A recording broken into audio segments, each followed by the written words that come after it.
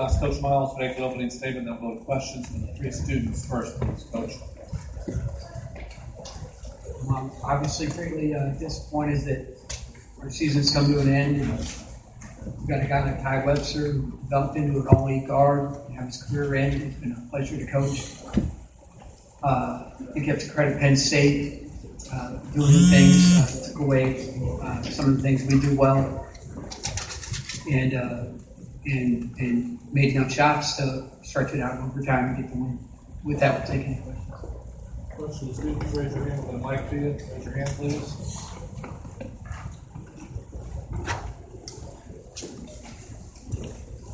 Here on the aisle. Hey, Chris, first I don't remember, I'm reading on Baltimore. Just for the students, please. Oh, for students, I'm sorry. Webster, I talked about the overtime. What happened, you guys, in the overtime? It seems like you guys tied the game. And then everybody, it seems like, did you guys just play nice cold during the overtime period? They just made a couple plays, down the stretch. The ball seemed like it wasn't dropping in for us. We had a couple good looks, but just unfortunately couldn't capitalize on those looks. Any questions from the students? Way in the back.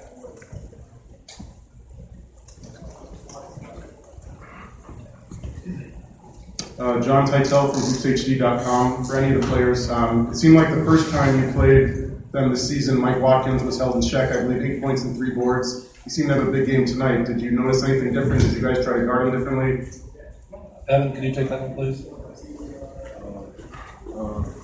Honestly, the game plan was the same. Obviously he's a good player, so good players will make plays. I feel like our bigs, they did a good job on him. Us as guards could have helped more, but there's not really much to say about it. Credit to him. The game didn't matter. We have a question over here.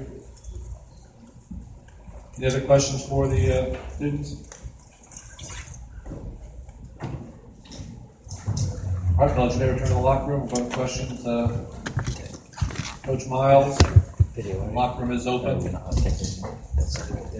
Sorry. Question 10, please. Right there.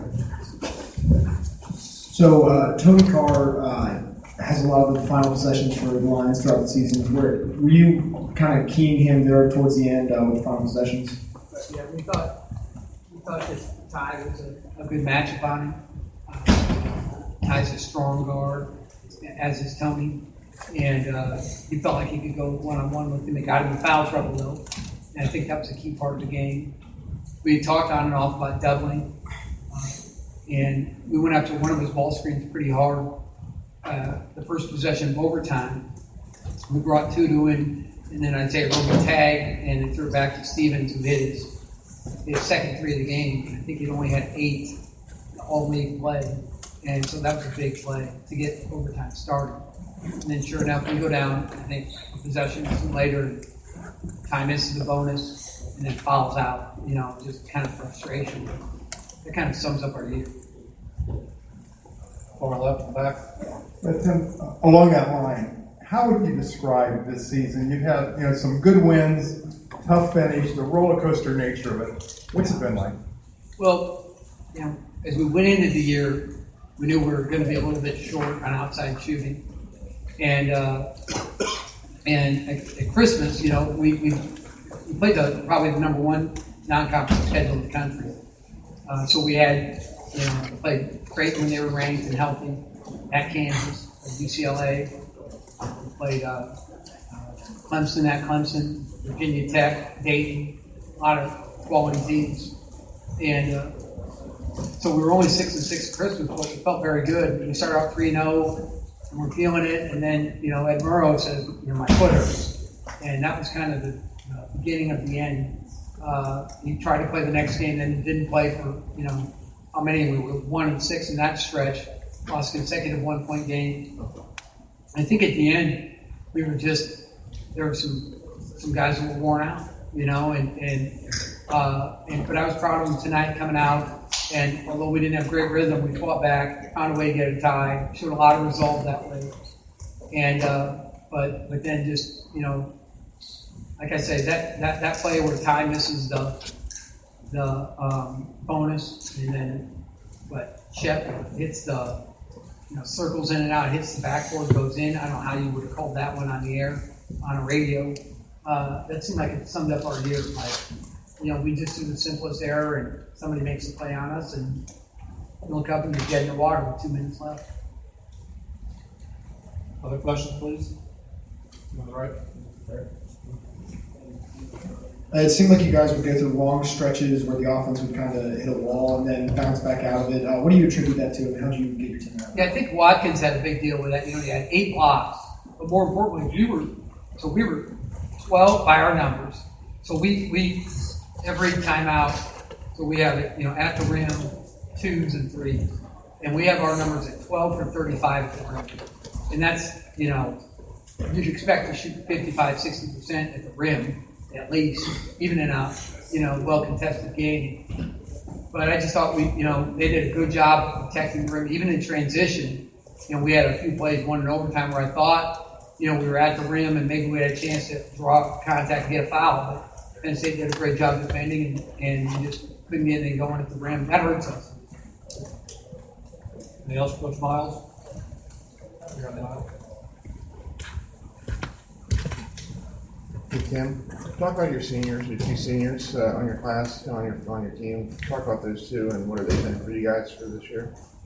Well, Ty Webster's the one that plays, right? And Ty has been a kid that I'm proud of because he never quit. He came as a much earlier recruit and started on an NCAA tournament team, but wasn't very productive. I think they called him the least productive Big Ten starter. That's not a great reputation to start with, right? And then the next year he fell out of the rotation. Then he fought back, had a pretty good year last year, averaged over 10 points a game, more than that in the league, I think. And this year he's been really good for us all year. And he's it's always the same thing with Ty. Guard their best player, score all the points, right? And there's just I have a lot of respect for him not quitting and just staying with it. A lot of times nowadays, guys, if they're not getting exactly what they want, they'll go. And Ty would never do that. He had every opportunity to. He had professional offers, I believe, at the end of almost every year, and back home for sure, and turned them down. He turned down a lot of money to stay into the college basketball career. We have one final question, Coach Miles.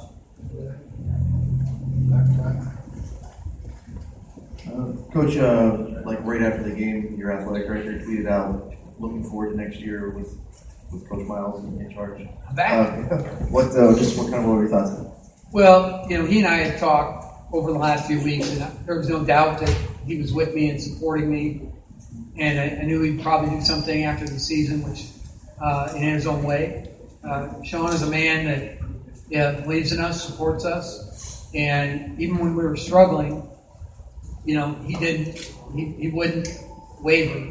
And although the media kind of has a field day with it, I guess they're just bored, right? And so, Sean's been there, and I'm gonna come through for him. We're gonna show him that his faith in us is justified. Folks, thank you very much. Thanks.